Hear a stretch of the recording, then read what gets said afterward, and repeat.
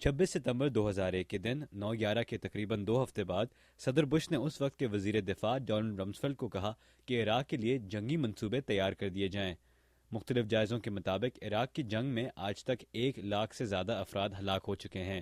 Urdu VOA سے خصوصی بات کرتے ہوئے ڈونلڈ رمزفیلڈ نے امریکی فوجیوں کو عراق میں بھیجنے سے پہلے اپنی سوچ کے بارے میں کہا، ظاہر ہے خدشات تھے، کوئی بھی جنگ میں ملوث نہیں ہونا چاہتا۔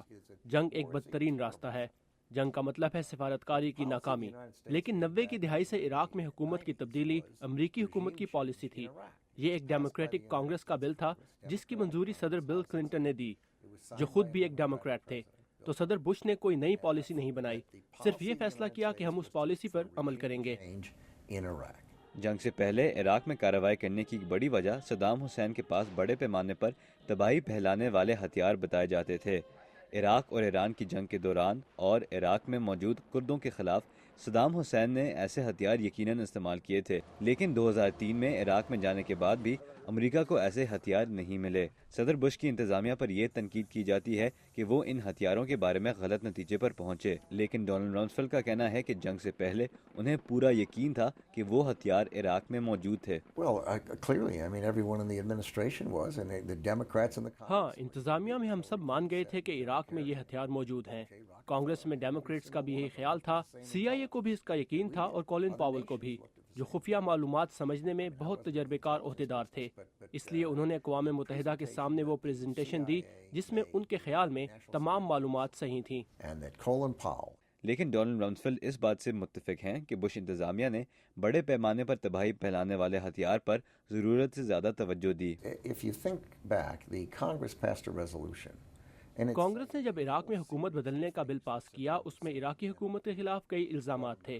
ہم نے یہ غلطی کی کہ ہم نے ان میں سے صرف ایک الزام، بڑے پیمانے پر تباہی پھیلانے والے ہتھیاروں کی موجودگی کی بات کو اہمیت دی۔